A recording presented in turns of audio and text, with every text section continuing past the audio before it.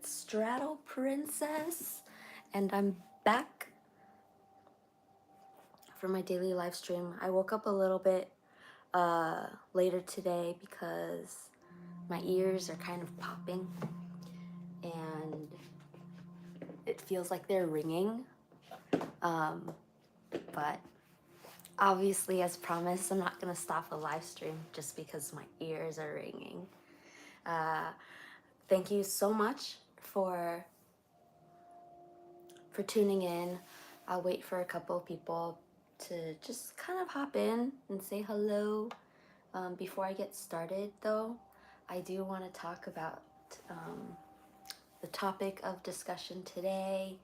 It's mostly just something that I found really helpful for gauging essentially like how you can gain intimacy and trust and essentially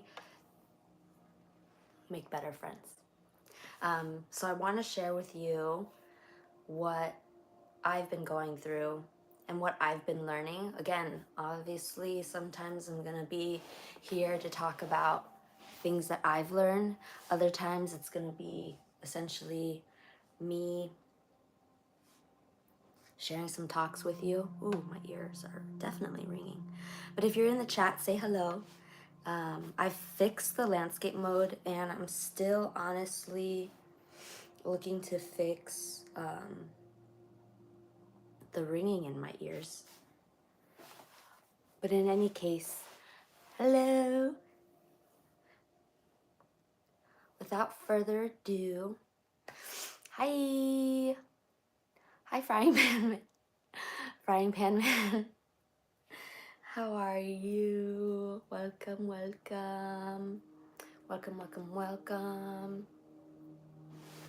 I'll probably do this and move it back a little bit, if that's a little bit better. No, it's not.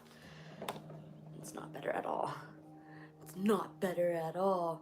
Okay, no, but I will like tilt it down maybe just a tad, so that way you guys can like see me a little bit closer. Cool. Because I'm sitting on my vibrating platform, that's why I want to be able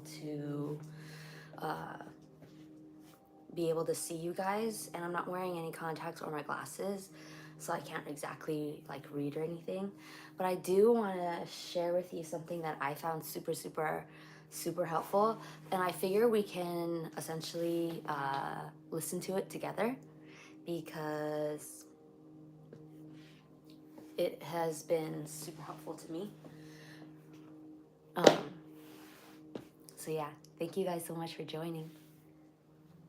I've got my vibrating platform on deck, ready to go. But here.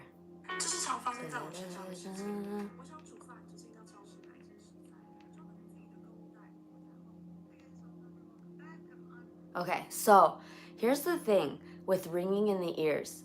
I know we're almost going to get started, but I do want to mention that I have some ringing in my ears. It's probably like a lupus thing, but we're okay. We're okay. We'll still keep it going. Today we're gonna talk about a low risk technique for gaining intimacy with people. Essentially, how you can gauge, like, what kind of information you're sharing with people, and essentially like who they are. Clinical psychology doctoral intern, and today we're going to be talking about a low risk way to get more intimate with people. It's a low risk way to get more intimate with people. It's real life applications to psychology. So honestly, obviously it doesn't substitute therapy. I'm just sharing with you what I've learned, and I find it kind of helpful to digest and make sense of why certain relationships and friendships play out the way they do. Is from Radically Open DBT. If you're familiar with DBT, dialectical behavioral therapy, Radically Open DBT or RODBT is a slight variation on the original DBT. So today's technique is called Match Plus One. I'm going to explain the technique to you. I'm going to run through a quick example for how to use it. Match Plus and then One. also just give you a few additional tips for how to use this worksheet or And handout I in learned order this to from assess your relationships. So a Match student Plus One in is a psychology. technique where you want to get closer to someone, so you start with less personal disclosures, and then you assess to see if it's being reciprocated, and then if Or it not. is, you elevate it +1 degree. So if it's matched, then Hi, you can Crossover. add a level of vulnerability. So what we're talking about is this technique, RODBT, and we are essentially going to be looking at, they call it like a match plus one technique, where you basically start with like your basic information and see if that information is reciprocated. So for example, you can essentially look for talking about the weather or whatever, and then say that person reciprocates and like engages with you, then you can add a degree level higher. So this is kind of what we're learning here. To what you are disclosing about yourself. And if it's not, understandably, you can stay in the same area or actually match down. Yeah, so if, for example, you start to increase your levels like +1 degree or +2 degrees, and if it's not reciprocated, then you can either stay at the same level or match down to their level. I always talk about like matching people's like energy. So if they're consistent and matching my energy, then I would be also like giving more or disclosing more about myself to match that energy and to keep it like, I guess you're just like advancing in the intimacy levels.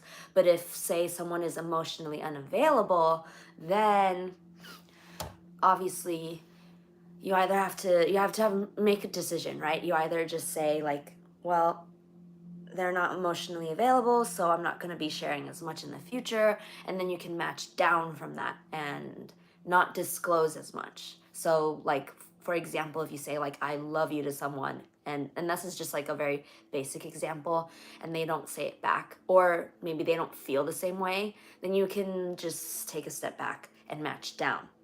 Kind of a combination between matching people's energy and assessing for reciprocation. It's kind of like a feedback loop, figuring out how much you want to be vulnerable depending on how much other people are responding to your vulnerability. Because of course, as you can imagine, if you're constantly trying to get intimate with someone, trying to be emotionally open and vulnerable with them, and they're not responding, that's pretty high risk. You know, it puts you at risk of being rejected or feeling abandoned, or feeling like you're investing more in a relationship than they are returning.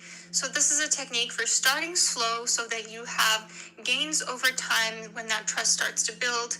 You're becoming more intimate with other people, but at the same time, you're not taking huge risks. So, you know, it's not like you're being extremely vulnerable and someone is rejecting you for it. It's low risk because it allows you to gauge early on if someone is going to reject you before you've revealed extremely personal or vulnerable information about yourself where the stakes would be higher. So let's run through an example. Okay. You know, let's say that you are... And it's low risk because this is like, I guess, how some people want to protect themselves in relationships, and say they're afraid of being rejected or they're afraid to be vulnerable and they don't get that reciprocated. Then the next step is to essentially, here, there's this thing and I'll read it to you.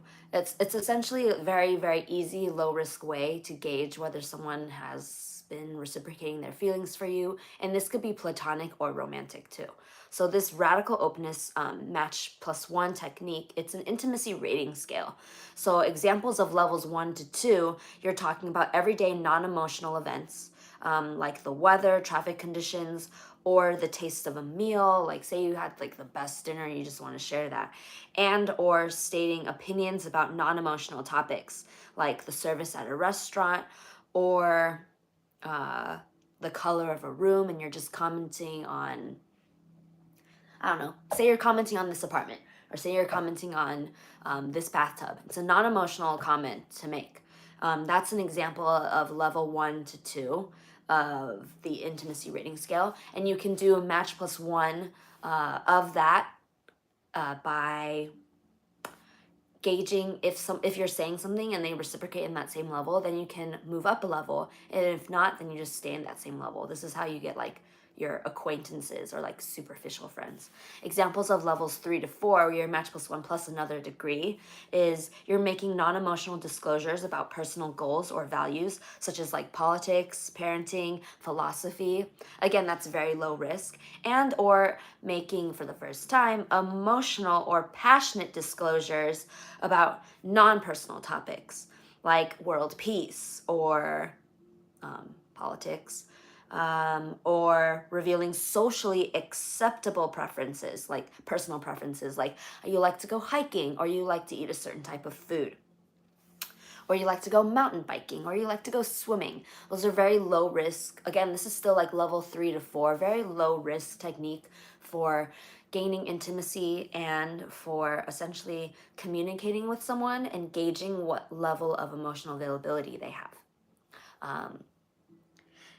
And I find this super, super helpful for me because I've always sort of operated, and this is why some people can say like I'm a very intense person, because I can like essentially come at somebody with like a very high energy, almost like a level 9 to 10, and it's just not matched. And so a lot of the times I would feel almost lonely, like I'm alone on this universe where I'm just like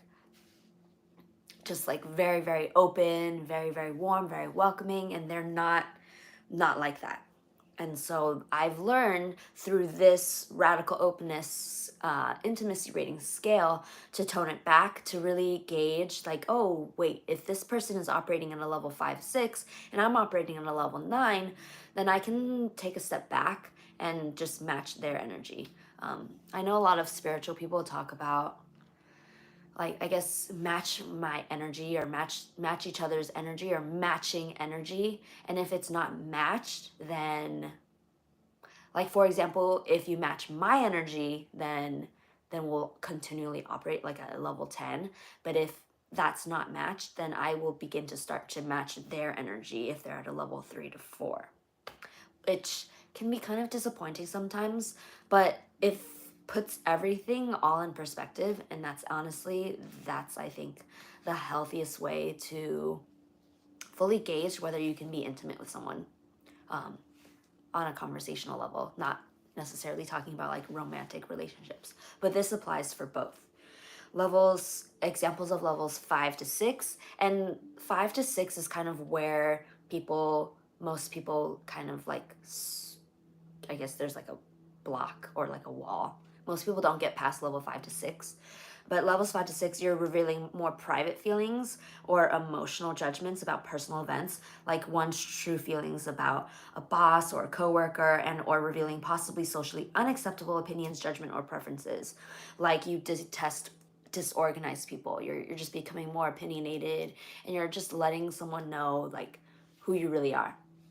Examples of levels 7 to 8, you're revealing personal opinions or thoughts about the relationship, like I really like you, and or revealing private feelings or judgments about highly emotional personal events, like you're giving details about one's unhappy marriage, or you're engaging in open expression through the form of tears, uninhibited laughter, more eye contact.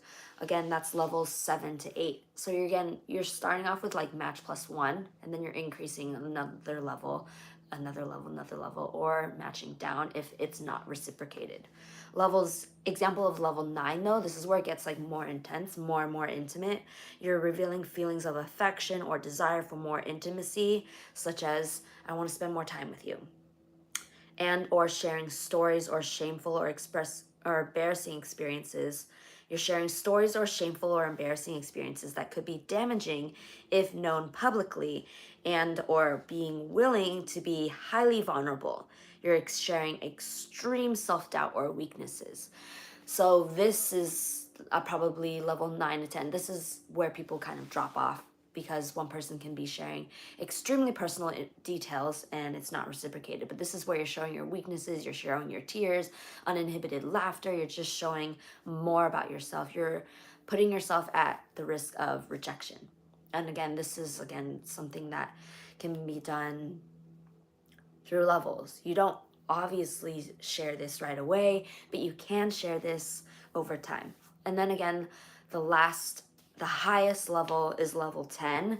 And an example of a level 10 on this intimacy rating scale, again, this is like the highest you can go. You're expressing love and or intense feelings of caring and desire for a committed long-term relationship, and you're willing to reveal deep-seated vulnerable emotions that may never have been expressed before, to make personal serious sacrifices for the relationship. So this is, I guess, at a point where you could say, like, I love you to someone. And if someone is not usually used to saying I love you to someone, then this is obviously very, very vulnerable. And you can increase your vulnerability if it feels safe for you to go or to approach a person with level 10 kind of intimacy.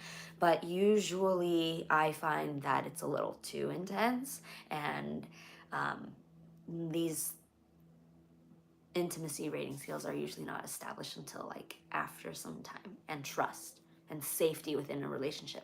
Again, this could be platonic or romantic.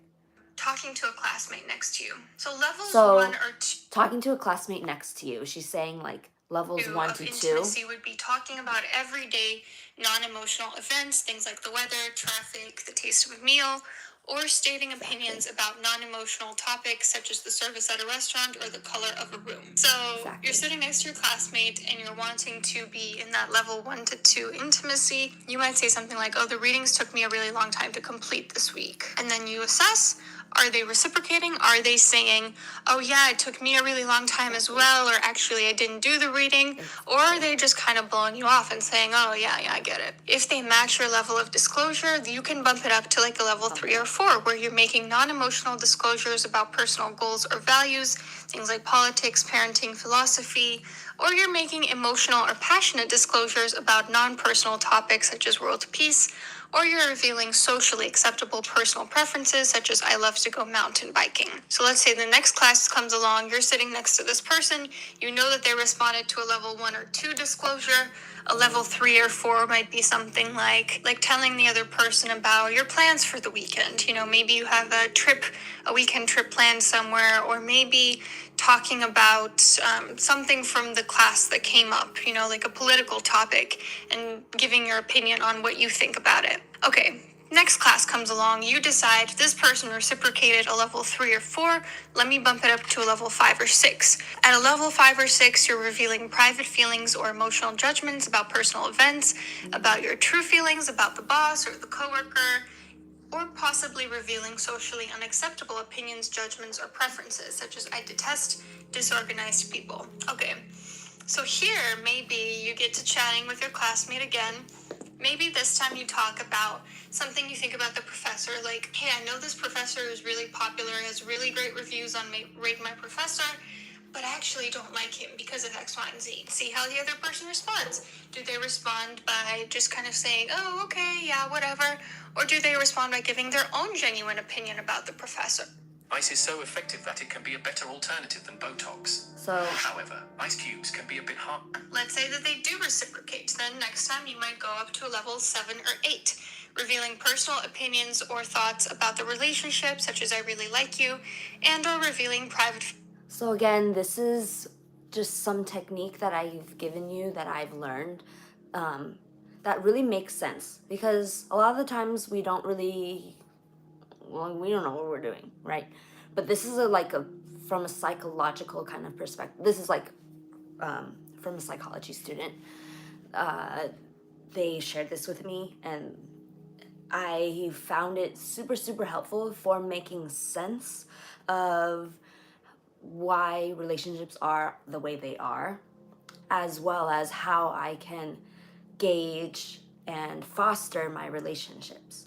And so once I've learned about these levels, starting with match plus 1, and if they reciprocate, increase it up a level, and then you keep increasing it up levels until it reaches like a standstill. It's really helped make sense of my relationships with people, my brother, my friends, my family. Feelings or judgments about highly emotional personal events, such as giving details about your unhappy marriage, and or engaging in open expression, such as tears, uninhibited laughter, more eye contact. So here, maybe you're sitting next to this classmate once more. Maybe you decide, hey, I want to ask this person if they want to study with me. So maybe you say, hey, I think we vibe, or I like you as a person, or I think you're really sweet. Would you like to study for this together? Or maybe they ask you, hey, how was your weekend? And you say, actually, it was pretty terrible. I broke up with my boyfriend. I think a level 7 or 8 is where a lot of relationships tend to fall off the reciprocation game, where a lot of people are starting to disclose personal things about their lives and realizing that it's not being reciprocated by the other person. So oftentimes they might go back down to a level 5 or 6 with something like an acquaintance. I would say level 7 or 8 is where you're starting to really ingrain that intimacy. If you get to a level 9, you might reveal feelings of affection or desire for more intimacy, such as I want to spend more time with you, and or sharing stories of shameful or embarrassing experiences that could be damaging if known publicly, and or being willing to be highly vulnerable, such as sharing extreme self-doubt or weakness. So let's say you've started hanging out with this person socially a few times, you get the sense that they can be trusted, that you have a good back and forth with them. So you might start to talk to them about maybe what happened in your relationship that caused the breakup, for instance. Or you might say, hey, I think you're a really cool person. I really like spending time with you. How would you feel about going to this event with me? And then a level 10 is where you're actually expressing love and intense feelings of caring and desire for a committed long-term relationship, and being willing to reveal deep-seated vulnerable emotions that you may have never expressed before, and to make serious personal sacrifices for the relationship. So for instance, here you might ask someone to be your partner, or you might tell a friend I love you when you hang up on the phone with them, things along those lines. So I have an exercise using this intervention, and then I have sort of a homework assignment based on that you can practice. Take a look at this worksheet. I'll put a link to it in the description box if you want to click on it. Okay. What patterns do you notice in terms of where your friends lie on that spectrum? So map it out.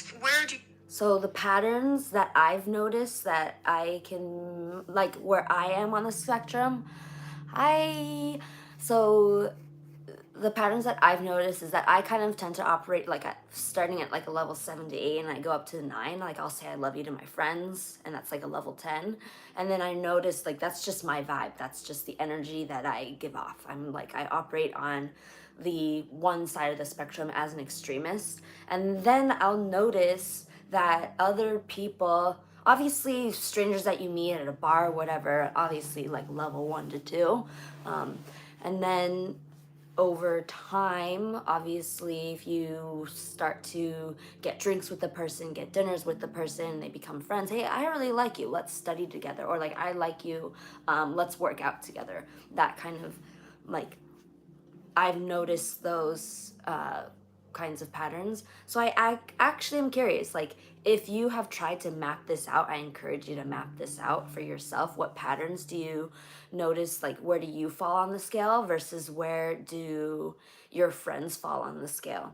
Your family members, where do your friends lie, where does your partner lie if you have one, and just zoom out and take a look at it. Map it out. What patterns do you notice? Maybe it's difficult for you to get past a certain level of closeness, like maybe for you it feels like, is it difficult? I guess this is a question now. Is it difficult for you to get past a certain level of closeness with others? So for me, I've noticed that it's been difficult for me to get past the levels 7 to 8 to 10 with certain people, just because they don't match my energy, right? And so I don't fault them for it. I just like take a step back. If they don't match my energy, I start to match theirs. If they're at a 3 or 4 or 5 to 6, then that's what happens. But the best relationships that I cherish tend to remain operating at like a level 7 to 8 or above. Really vulnerable to tell someone that you value them. So that's not a step that you often take with people. Or Or maybe the opposite. Maybe you tend to overshare with people and you find that a lot of your friends and acquaintances kind of cluster in the level 10 area. Are there certain gaps in your spectrum? Why might that be? Like for me, I noticed that there was a gap around level like 6 to 9-ish. The reason that happened was because I either fully trust a person or I don't. I have a little bit of this black and white thinking, and so that's why it's difficult for me to feel like I can fully trust people that aren't a level 10. Same with me. I fully can't trust people that like aren't also a level 10, and I'm like, I have a certain tendency to fall towards black and white thinking and like an all or nothing. Like you're either a ride or die or you're nothing. And so I've had to learn for myself to essentially reevaluate expectations. Sometimes I've noticed that I have way too high of expectations that I put on others, and that's only because I operated at a level 10 and I have a really high expectation of myself. But at the same time, I've learned not everyone can be like me and operate at a level 10. So you've got to essentially, this goes back to my day one live stream when I talk about loneliness is a silent struggle we all feel, and that really helps me to put into perspective that we've got to become more tolerant of others. Like if I'm at a level 10 and they're not a level 10, that doesn't mean we can't still be friends. It just means that, oh, I'm oversharing a little too much, I'm becoming a little too vulnerable, let me take a step back if we are to maintain this friendship. Certain types of relationships cluster together. You know, like maybe all of your family are in the level 10 because maybe you're one of those people that think family are the only people you can actually ever fully trust and friends are not. Maybe the opposite. Maybe you're not super close with your family, but you do have intimate relationships with your chosen family. What do you make of the way that these cluster? How do you think other people would... So she's talking about clusters. So for example, if you find yourself that you can only be at a level 10 with your family, but not your friends because your family are really the only people you can trust, then mapping out those patterns really helps to understand yourself, helps to understand others, puts everything in perspective. That's why I find this intimacy scale super, super helpful. And as a math science person, like who just like operates on numbers, it's really helped me like gauge like, oh, they're a level 1 to 2 friend. So let's just keep them at like, okay, let's just talk about the weather. Rate you. So after you have yours mapped out, how do you think those people would view you on the spectrum? So once I've mapped out my friends, I'll then kind of ask them like how they map me. And I'm always mapped as like, yes, I'm very communicative, I'm very vulnerable, like I'm very open. Those are all the things. So yes, all the things that I thought about me were true. It's just like I'm a level 10 kind of friend. I'm a ride or die kind of person. And I know that it's just not realistic to expect everyone in my life to be a level 10 like me. And if there are discrepancies, why do you think that is? So now after you've done that, I want you to challenge yourself. Based on this exercise, give yourself a little homework assignment where you challenge yourself to do something a little bit outside your comfort zone. So maybe if for you, all of your coworkers are on the very low end of the spectrum because you have trouble figuring out how to show affection to people in the professional sphere, maybe what you do is give them a holiday card or something of the sort. Or maybe if you struggle to get to a really high level of intimacy with friends, maybe you tell a friend, I care about you, or I love you, or I feel positive feelings towards you. So just challenge yourself in whatever way you feel you need. Let me know what you thought about this. You know, I'm curious to hear what sort of patterns you had in your spectrum when you mapped out who are the people in your life and how intimate you are with them. Is this a technique you would ever try, or is this a technique that you already do try maybe? Hope you have a great week. Bye. I'm going to share. Okay. Cool. So that was, I hope, a very, very accessible tidbit of information that I've used to essentially learn about how to build intimacy with others. Again, I just share this as information for you because it's helped me, and I hope it was helpful for you. I'd be curious if it was helpful for you, actually. And I'd be curious to hear your thoughts on the matter if you've ever tried these kinds of mapping techniques to map out patterns in your relationships, be it romantic relationships, with friends, with family. I know that for myself, I've learned to, again, like put everything in perspective, not expect everyone. But obviously, you guys know me, you guys are participating in my live stream, and you know that I'm just hardcore. Be that as it may,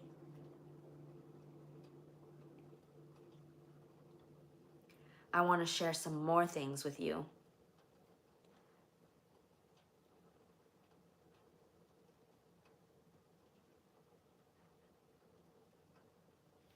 Okay.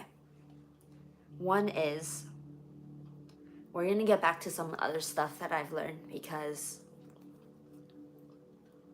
I want to be able to share with you guys just everything, all the knowledge that I have accumulated over the years. It's now time to make that information accessible to you, and I'm doing it every day in live streams. I'll share one piece of information that I've taken away from my life, from my healing journey, and I'm sharing that with you every day in my live stream. That's my commitment.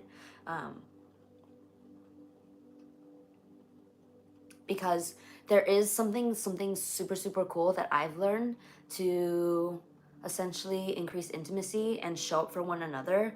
You can essentially check in with people, and there are several ways to check in without even asking how are you doing, because sometimes when people ask the question how are you, the default response is to just say like I'm fine, or like yeah I'm great, but they don't like really get into the meats and bones, which is why when I ask how are you, I actually like make eye contact. Again, this is like a level 5 to 6 7 or 8, like it's already way beyond level 3 and 4. If it's at least 5 to 6 by making more eye contact, and I just ask them like how are you really, like how are you genuinely feeling. I actually genuinely want to know.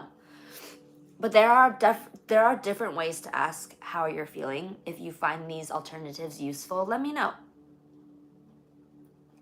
Okay, so the first way to check in with people without even asking how are you doing, there's just one example, and I can share this with you. I wrote this down. I've been thinking more about why I dislike the question how are you doing right now. I appreciate that my loved ones want to know how I'm doing, but often I don't know, and I might not want to figure it out right this minute, right? It can be kind of an overwhelming question because, say for instance, someone hasn't talked to you for a year and they just all of a sudden ask like how are you doing. Like I don't know, like, and I don't even know if I want to answer you right now. I appreciate that they're checking in, but like either I don't know or I just don't really like know why they're asking, right? And so I can feel kind of defensive. I admit that's how I feel sometimes if someone is just like randomly popping up and saying how are you, and I'm like, this is weird. You haven't talked to me in a year. Why do you care? But then again, that is limiting self and negative self-talk. So just when I catch myself talking to myself that way, I tell my ego to shut the F up. And essentially, there's other ways to know and let someone that you care without letting them know that you care, without putting them on the spot. And so you can offer insight into how you're feeling first, right? Say like, hey, I've been having a hard time sleeping and focusing on work. I'll be okay, but it's tough. How have you been feeling? Again, this is like one way is to just share how you're feeling first. Hey, I've been having trouble sleeping and it's been tough at work, but I'll be okay. It's been tough. How are you doing? That's a way to open dialogue, right? Another way, just simply hold space. I care about you and you're on my mind. I've been thinking about you. There's no need to respond. Just want you to know. This takes the pressure off of those people to even respond, which is very lighthearted. You just hold space, you let them know that you're thinking about them, and you let them know that you care about them. Again, this is a way to increase intimacy that I have found quite helpful actually, because a lot of the times, like, you don't even need to respond. You just want to tell them that you care, right? You can also be curious. Let's see. You can ask, I'm wondering what's helping you cope right now. Or you can ask, have you read any good books or watched any good shows lately? You're opening dialogue and you're just being curious, like without asking them how they're doing. Have you watched any good shows lately? Like, this is a time to reconnect, right? And you can offer support without questions. You can just say, I miss you. I miss checking in. And I'm just checking in with you saying, hi, I hope you're okay. I'm here for you if you're struggling. You can offer to do an activity together, right? And also, obviously, be sure to follow up. You want to watch a movie together over Zoom this weekend, or do you want to watch over like SharePlay, or do you want to watch over a Discord watch party, or do you want to go hiking together? Or you can ask something specific, like, what have you been thinking about? Now, this is, again, probably like a level 7 to 8 or above on the Match+1 scale, just because this gets into something a little more specific. You're kind of wondering if you're prying or not, but sometimes you have to put yourself out there and be vulnerable, right? So you can ask, like, what have you been thinking about? How has your day been? Or like, how was this concert that you went to? And how does it feel to be you right now? That's definitely a very personal question, right? But again, I have found that super, super helpful for not only increasing intimacy in my relationships, but gauging with others on how they are in relation to me, right? I want to share this with you though, because when I saw this on the podcast, and honestly, it touched my heart, and it was like kind of motivating because it says, love is a game. But the goal of the game is not to win. The goal of the game is to keep it fun, so everyone keeps wanting to play. Love is a game, but the goal of the game is not to win. The goal of the game is to keep it fun, so everybody keeps wanting to play. Isn't that cute? I found that super, super cute. It's a game, and you just want everyone, you want to incentivize people to keep playing.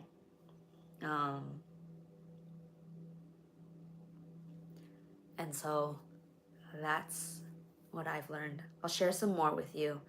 Let's see.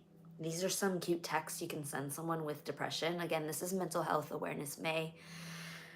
For the month of May, obviously it's Mental Health Awareness Month. And so these are some cute texts to send someone with depression when they socially withdraw. I mean, it doesn't have to be someone with depression, but these are just some examples, right? There's no pressure to respond. I just want you to know that I'm here for you whenever you feel up to talking. Just so you know, if you ever feel like doing something low-key, I can come over and we can just watch a movie. No pressure, I'm here for you though. I just want you to know and remind you that you're loved, even in those dark moments when you feel unlovable. Your depression is lying to you, and you can tell your ego to shut the fuck up. Okay, it's okay to take time for yourself. You've got a lot going on, and your mental health matters. Just in case you feel bad for withdrawing, please don't. I know what you're going through, and you're going through a lot. I see you. Again, I just want to share this because I want to raise awareness. I want to raise awareness to these kinds of topics because honestly, a lot of people nowadays have social anxiety, depression, they're struggling with their mental health. I struggle too sometimes, which is why I want to shed some light and bring some awareness to the topic. And of course, you can always, always, always show up for someone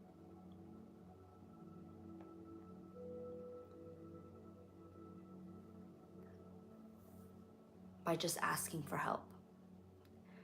And if you don't know how to ask for help, okay, you can repeat after me.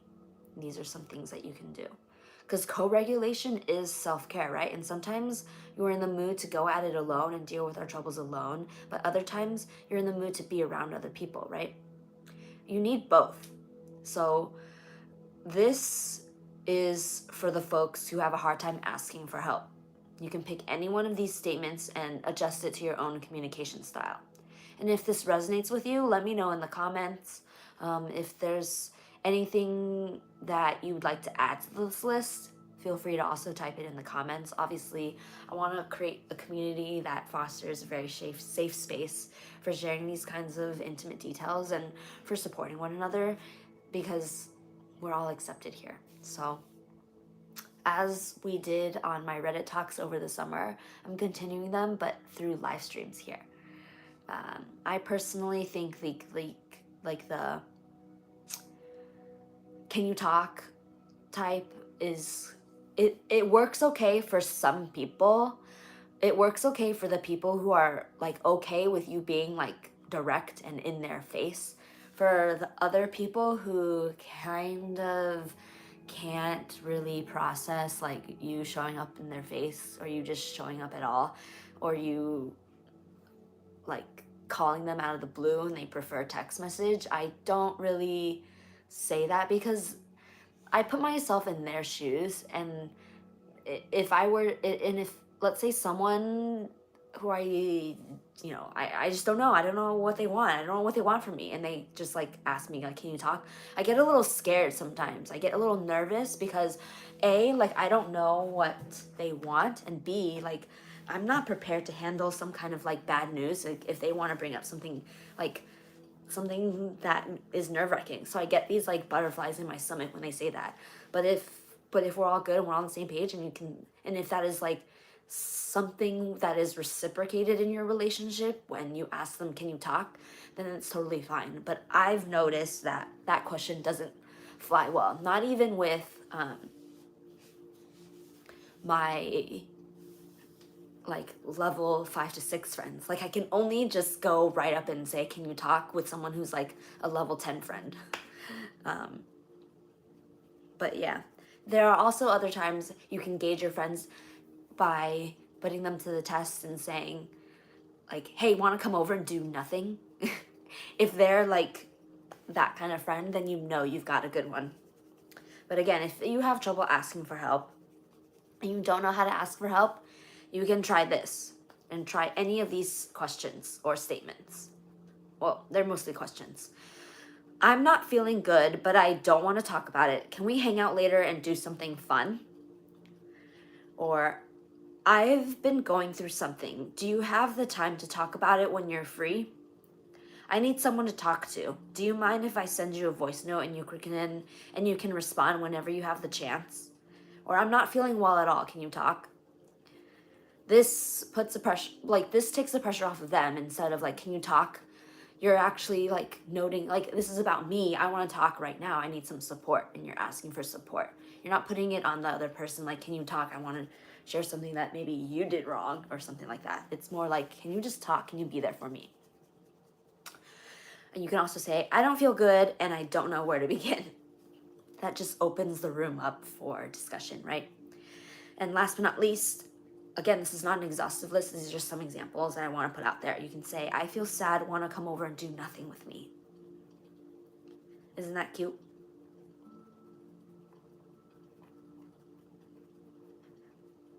Because at the end of the day, we've got to show up for one another, right?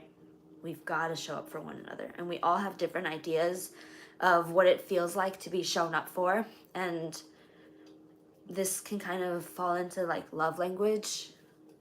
You know, the 5 love languages: acts of service, quality time, physical touch, gift giving, and words of affirmation. But this is how you can show up for each other. Because it's important to keep in mind that just because we have primary ways of feeling love, that doesn't mean that's the only way we need to be taken care of, right? It's not about taking advantage of each other and enabling someone's mistreatment of you, or even becoming codependent on one another. It's about a genuine desire to like want your friend or your partner or your loved one or your family member to feel safe, loved, and cared for. And so being willing to put in the efforts to make this happen, it really goes a long way. And I cannot express how much showing up for one another really, really fosters social connection. Like every human needs social connection, right? Because often the flip side of that is we see lopsided friendships or relationships where one person is the main giver and the other person is the main taker, and that is not balanced. And so, unfortunately, the efforts in and of themselves become the biggest game changer. So I'll show you this. I'll give you some examples of how this can essentially foster more intimacy within your relationships and increase ways in which you can show up for each other. There's things that you can do in terms of time. You can do daily verbal check-ins, like what's the best part of your day? What's the worst part of your day? What's like the most interesting? You just have daily check-ins with that person, right? Either on the phone or text or voice notes. Essentially, you're just giving them time and asking for time and again. And that's definitely a positive way to show up for each other. Another way is to set aside regular and consistent time for deeper connection. Again, that goes along with the example of want to come over and do nothing. You don't. It's low risk. You're just giving each other some quality time. And you're touching base throughout the day as well. That's a way to show up for each other. You're scheduling, and this is like for relationships. Yep, Marcus, more psychology today. Every day we're going to be doing something different on my live streams. But please, if you do feel so inclined, please do. You can type a comment in the super chat, because your super chats really help the channel. It helps me. I don't have a computer. I'm doing this on my phone because my computer broke.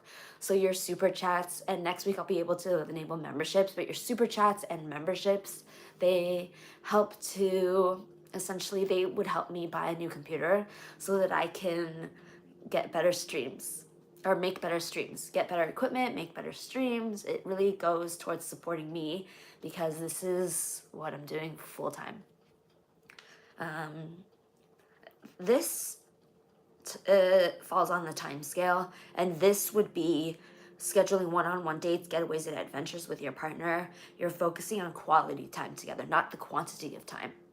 So as long as you're just giving each other time, you're showing up for each other. These are tasks or acts of service. Yes, so if you've never tried Super Chat, please do try it. It's enabled already. And you can donate $1, you can donate $2, donate any amount that you'd like. Really, it helps me, and I thank you so much if you can try it. You could try it out on my channel for the first time. I believe YouTube gives me 70% of it. They take 30. If you do want to support me and give me like the whole 100%, I do have a donation link from Asset Gift. It's in the description below, and or it's in the description on like the About Me page on my channel, and that's my direct donation link. That's what I used for my Twitch streams before. And I also have PayPal, so you can ask me about that as well. And connect with me on social media, on Facebook, on Instagram. Yeah, do you see Asset Gift? It's on the description on my channel. It might not be on the description on this live, but it is on some other lives, or on some other videos. It's definitely in the description on my YouTube channel, though. Definitely made sure to put it there, I believe. Let's see. Let's try it. We can check it. Yeah, it's on my About Me page. Cool.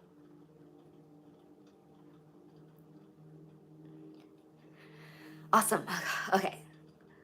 So these are tasks or asks of service. Again, there's only a few more bullet points, like 15 bullet points, and then we can just chat for a bit.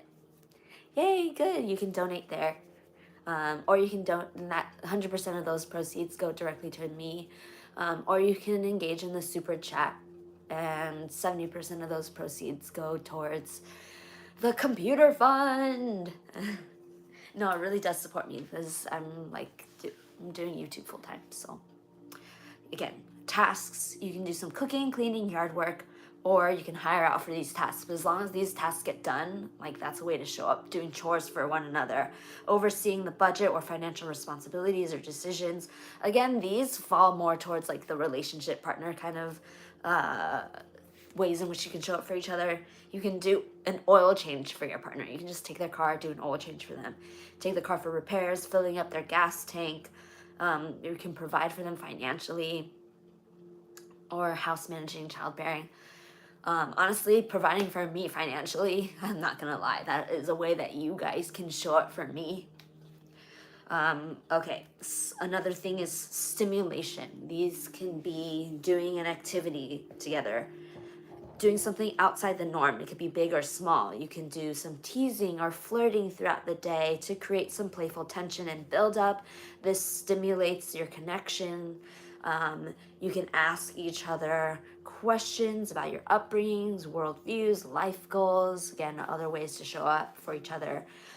And you obviously, this stimulation, it includes all types: intellectual, mental, emotional, spiritual, physical, sexual.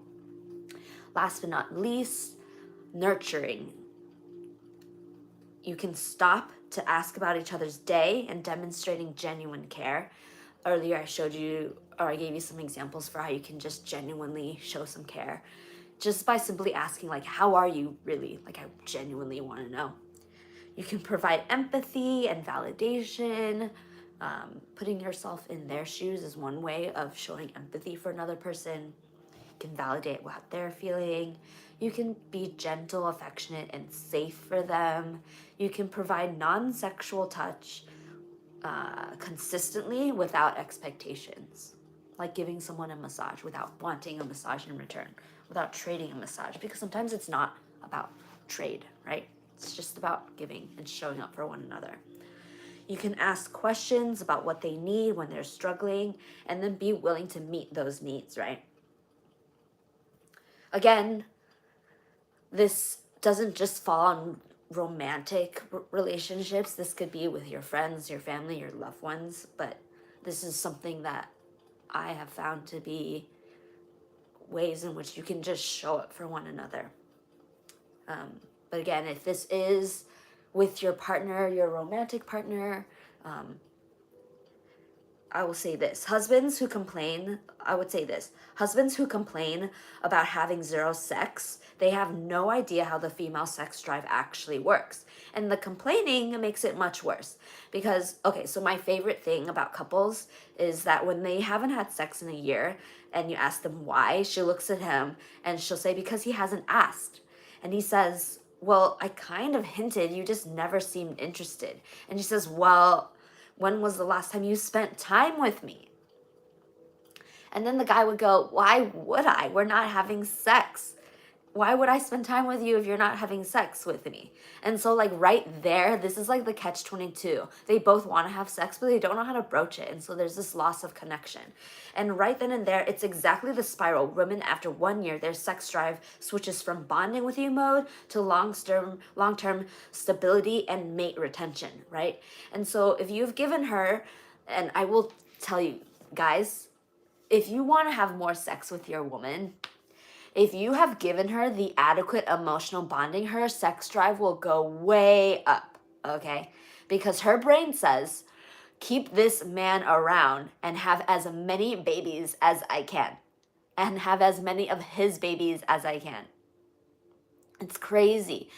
Couples in their 60s, would come in having very little sex, and then after they leave having sex like 3 or 4 or 5 times a week, because they improve their actual emotional intimacy, which leads to better non-sexual physical intimacy, which then leads to overwhelmingly sexual physical intimacy.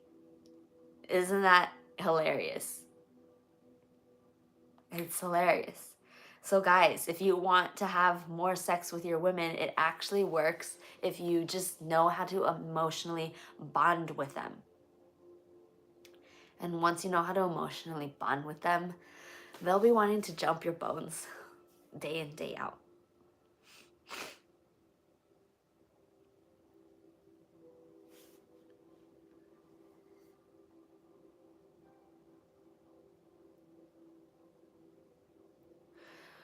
So yes, that's it for today.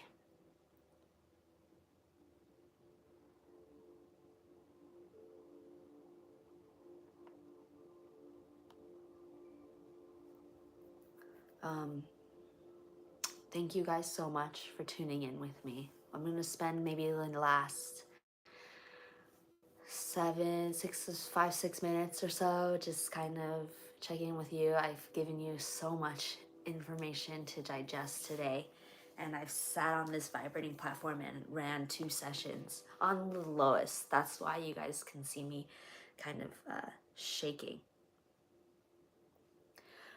And so thank you so much.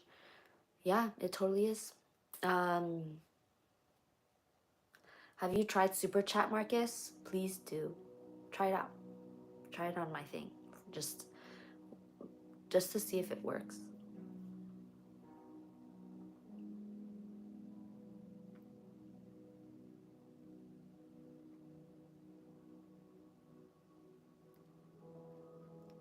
So yes, thank you guys so much for tuning in with me. I really appreciate each and every one of you. And thank you so much for engaging with me. We'll be back again tomorrow. I've been testing out different times for these streams. I honestly don't really schedule when to have them. It's kind of just like whenever I get ready to, both physically and mentally. I want to do these longer streams, but I don't want to be talking about so many different topics like I did on Twitch. I want to be able to have a space for people who don't have time to catch my streams, just to have like 1 hour bits, which is why I've been shortening them. But I do think that someday we'll be able to do a 24-hour stream someday. Thank you guys so much for sticking around and hanging out with me. I am going to be cooking some food, and I want to hear from you in the comments if you found these kinds of talks more helpful, these psychology talks. If not, we can roll them down. But as I have been on my journey, I have amassed so much information that I find that it is honestly, I find it like my duty to kind of share this with you in a free way. And so I thank you for your support. And I thank you for tuning in and listening. If you found this helpful, let me know. I will be talking about other topics on psychology, neuroscience, just like lots of things that I'm interested in. I know that a lot of you guys kind of see my stuff for yoga. And so I want to say, like, I don't always do yoga. I just did yesterday because someone had mentioned it, but I don't always do it, and I won't always be doing that. My channel is really, honestly, it's a channel for you guys, and it's like, it's just a channel about anything and everything. That's the topics that we're talking about. And so that's what we're doing.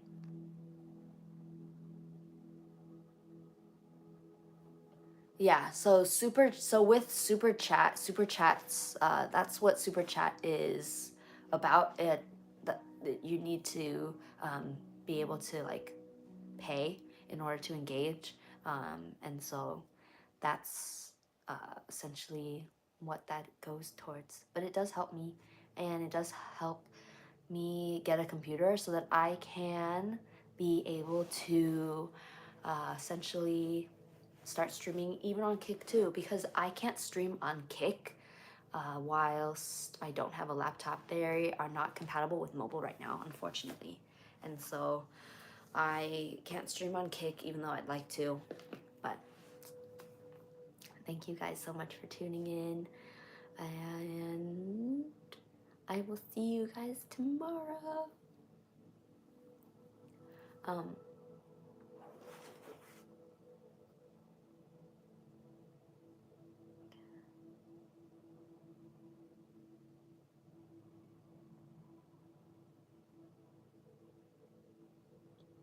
So yeah, Thank you guys so much. Let's see here.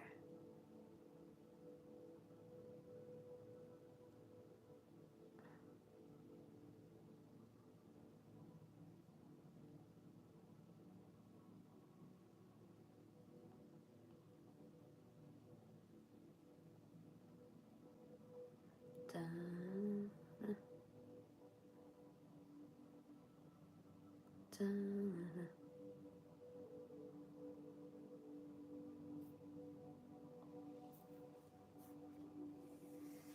Okay. So without further ado, I'm gonna head out and I will see you guys tomorrow. Thank you guys so much for tuning in.